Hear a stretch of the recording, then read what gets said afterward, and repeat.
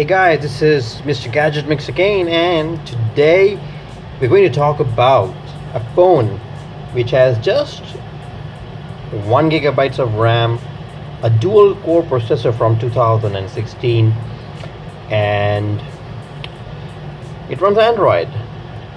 So I'm not talking about the Windows phone which I have here. By the way, if you want to see how a Windows phone performed in 2019, check out my previous video. I also linked it so you can take a look at it. So we are not going to talk about the Windows phone today. We are going to talk about the Android phone. So what if you buy a mediocre Android phone that was released way back in 2016 and you are trying to use it in, let's say, 2019, which is now in maybe in early 2020. Hello future. So this is the Samsung Galaxy J1 2016, and this is the 4G LTE variant. It comes with dual core processor, not from Samsung. It's not an Exynos variant, or it does not even carry Snapdragon. So this is a MediaTek model. So very mediocre specs, and as you can see, I'm not installed anything that is going to push it to its limits. So how is the performance of it? Well, it's not that good, but if you are going to buy it for the basic stuff like calling, contacts, checking out the contact list, like I have like 6,000 contacts on it, it has no problems in handling my contacts. If you want to do basic PIM stuff like personal information management, you will have no trouble. Does not hang when you are using the inbuilt applications, filed and everything, very fast. However, if you do anything that is CPU consuming, so let's say you are going to browse the web and you want to browse some heavy website like Engadget. Okay, so I'm opening Engadget here, and you can see it is going to take its time. I'm on a fairly fast broadband connection, but it's going to take its time. Now, unlike Windows Phone which I have here, it's going to render it perfectly because it is able to run the latest version of Chrome OS, even though it is running fairly old version of Android now. It is running, maybe let's see, it's running, where do you see the software when you tap on the software? It's running the Jelly Bean 5.1.1. this is the official version. I have not rooted it. So with the dual core processor, it's alright, a little bit jittery performance. This is what you expect, but it is way better than the Windows Phone, which is running the Internet Explorer. Not the Internet Explorer, it's now called the Microsoft Edge. So it's better than the Windows Phone. So this is what you gain when you buy an Android phone. You get Chrome browser, which supports fairly old operating system variants, and you also get WhatsApp. The WhatsApp runs fine on it. It's not that fast, but it runs fine. I was also able to install the Amazon Music on it, which runs really slow. You can see it's going to take its time because it's probably running under the emulation mode, which is why it is super slow. So you can see that it's taking its time. So yeah, not too smooth, and it runs out of RAM fairly quickly because back in 2016 and 17, 1 GB RAM was the norm in the cheap phones. So you will run out of RAM fairly quickly. Where do you check that? I think you go to applications, and then you see maybe running.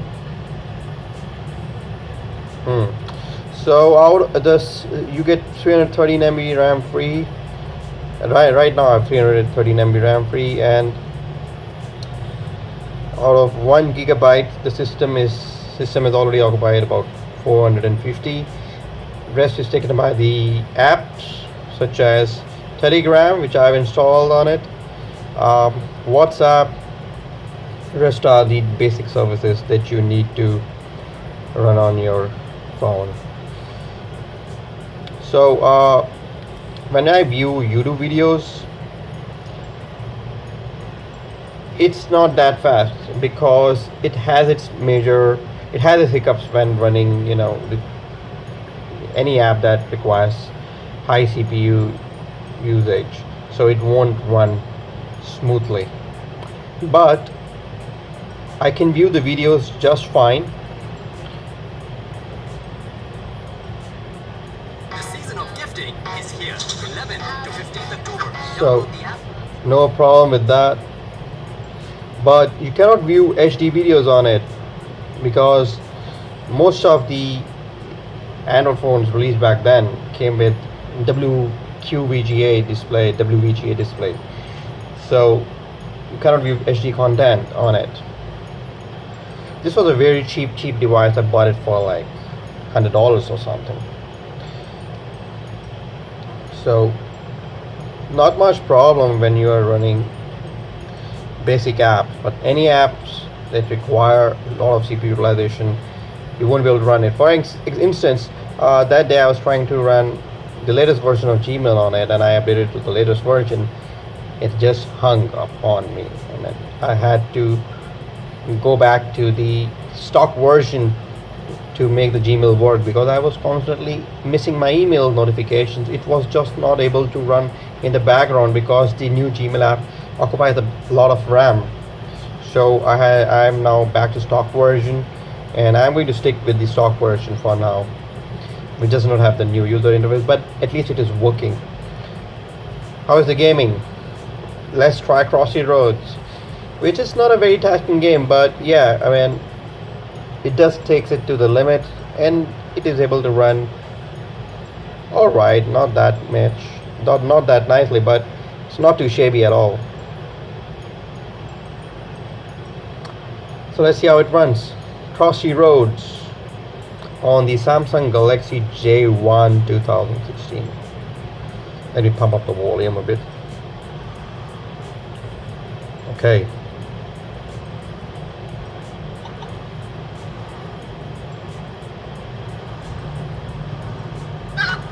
You saw that? I mean, I was tapping on the screen, but the chicken just didn't move, it died. Let me try it one more time. Maybe it won't F me up this time. Come on. That was close. Oh, that was close as well. Much better this time. Oh, it died. The poor chicken died. Maybe there's a way to tone down the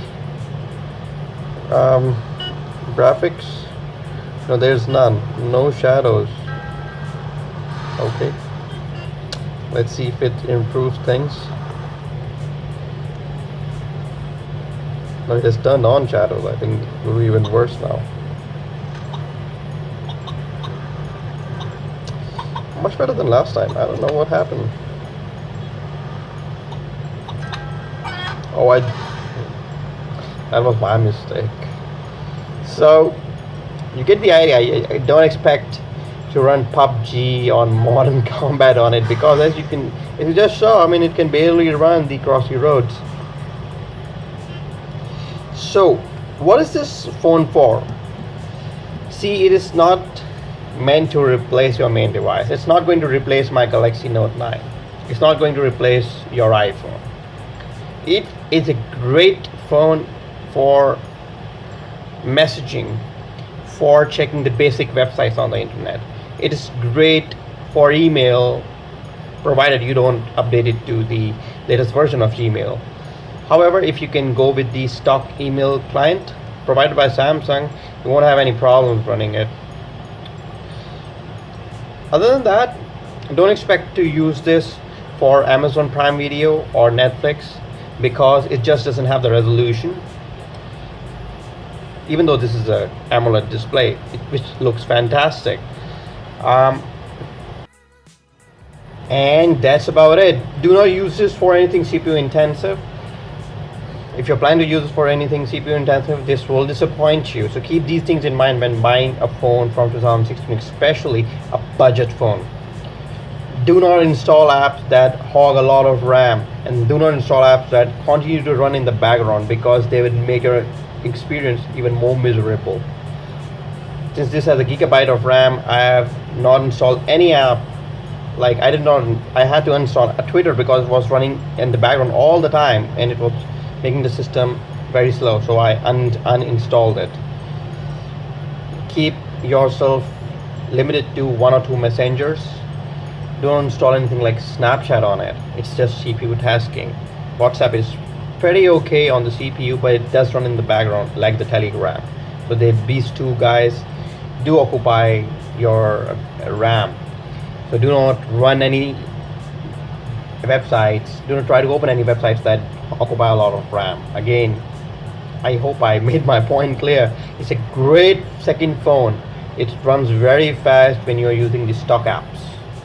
So if you can go with the stock apps and just install, and all you want in your life is just 2 or 3 light applications, and you want them on your second phone, this is a great phone. It's a very small, compact device with a removable battery. Take decent pictures with its 5-megapixel camera. It takes decent pictures, by the way. So go for it. If you like this video, give it a like and share with your friends, and stay subscribed for more gadget reviews like these. Bye bye.